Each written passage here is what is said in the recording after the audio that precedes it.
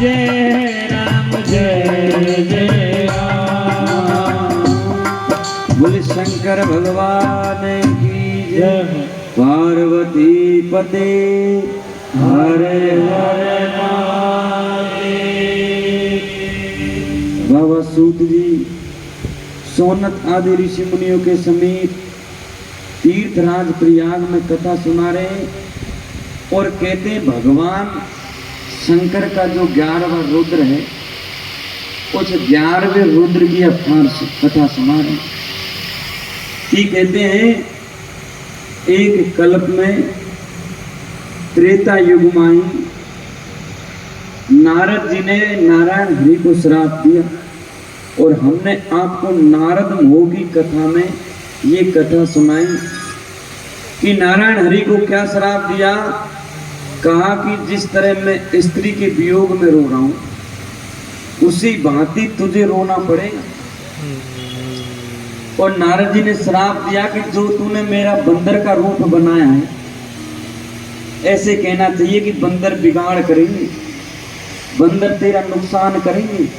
लेकिन सज्जनों नारद जी भगत थे और जो भगवान की भक्ति करता है उसके मन में अपने आप करुणा आ जाती है, दया आ जाती है। ये भगवान का पहला लक्षण है, दया भगवान का पहला लक्षण है। करुणा, दया, प्रेम, वात्सल्य ये भगवान के भक्तों में होता है। क्योंकि भगवान में प्रेम भी है, भगवान में दया भी है, भगवान में करुणा भी है, भगवान में वात्सल्य भी है, क्रोध नहीं। हंसते रहेंगे महाराज, मुस्कुराते रहेंगे, ये भगवान की महिमा है। और जो भगवान की भक्ति करते हैं तो उनके अंदर भी ऐसे गुण आ जाते हैं, करुणा के गुण, वात्सल्य के गुण, प्रेम के गुण, भक्ति के गुण। तो कहते हैं नारद जी को ये कहना चाहिए कि बंदर बिगाड़ करेंगे, लेकिन नारद जी ने ऐसा नहीं कहा। नारद जी ने कहा सज्जनों कि जो रूप बंदर का हमें दिया है यही बंदर तुम्हारी रक्षा करेंगे, यही बंदर तुम्हारी सहायता करेंगे। अब नारद जी का वरदान भी सत्य तो करना था सज्जनों भगवान को। इधर माँ भवानी ने रावण से कहा कि रावण तू लंका तो ले जा रहा है लेकिन इस लंका का विध्वंस करने के लिए मैं आऊंगी। लंका को हनुमान जी ने नहीं जलाया, लंका को किसने जलाया? पूंछ ने।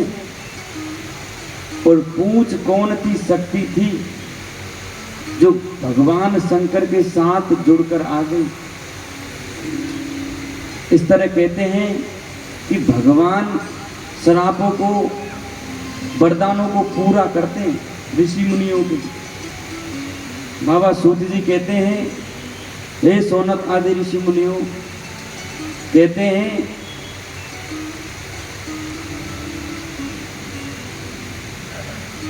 कि जो अंजना थी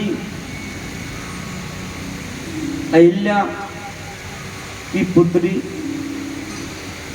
वो अहिल्या की पुत्री अंजना उनके कुंवारे में भगवान के शंकर के रुद्र आए।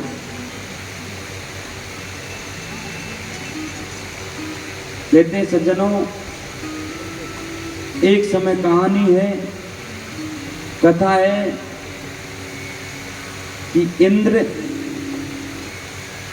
उन अहिल्या का हरण करने आए, वरण करने आए।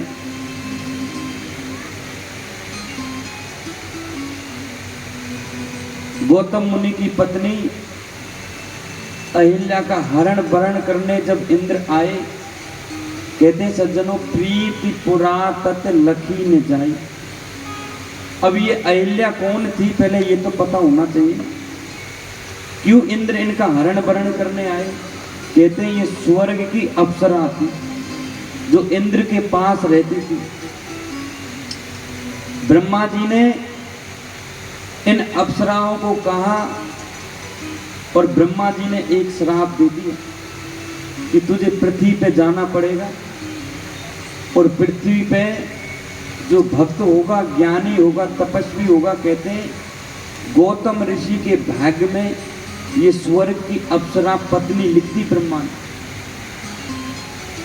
तो गौतम ऋषि मुनि के साथ ब्रह्मा, ये अप्सरा को ब्रह्मा की आज्ञा से पृथ्वी पर भेजा गया।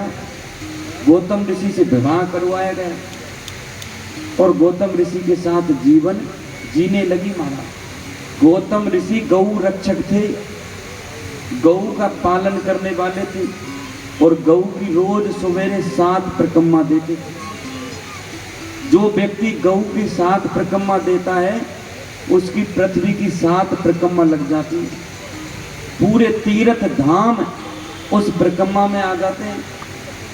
गौ के अंदर 33 कोटि देवी देवता विराजमान है।